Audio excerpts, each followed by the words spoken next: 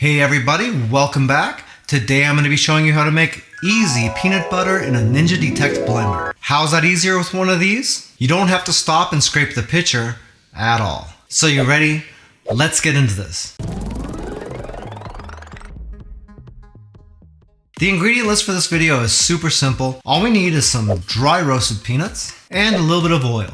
I'm using avocado oil. If you'd like to make this recipe, all the ingredients and measurements are down in the description of the video, along with the calorie counts, the protein, the carbs, and the fat. Just a quick note about making nut butters in the Ninja Detect system, and I think most blenders. Dry roasted peanuts tend to make the easiest peanut butter. You can use peanuts that are prepared other ways and even raw ones, but in my experience, it's always come out the best using these. So we'll take off this lid here, throw in our peanuts, and we're going to slowly pour in this oil, making sure we distribute it evenly around all the peanuts here.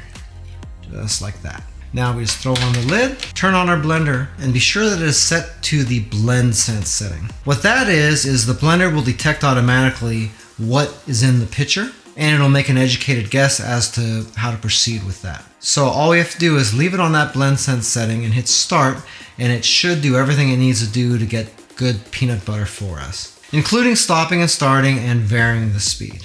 Okay, let's do it. Hey, by the way, if this is your first time here and you want to learn some cool new recipes, get some great cooking tips and tricks and all sorts of other kitchen related things, then start now by subscribing to the channel and clicking the notification bell so you never miss a thing. And it's really that simple. Let's check this out and see how it came out. See, if you look in there, we got a few little bits around the sides of the pitcher, and that's just to be expected. But when you mix that in to that smooth peanut butter down there, you'll just get kind of smooth, chunky peanut butter, the way most people like it.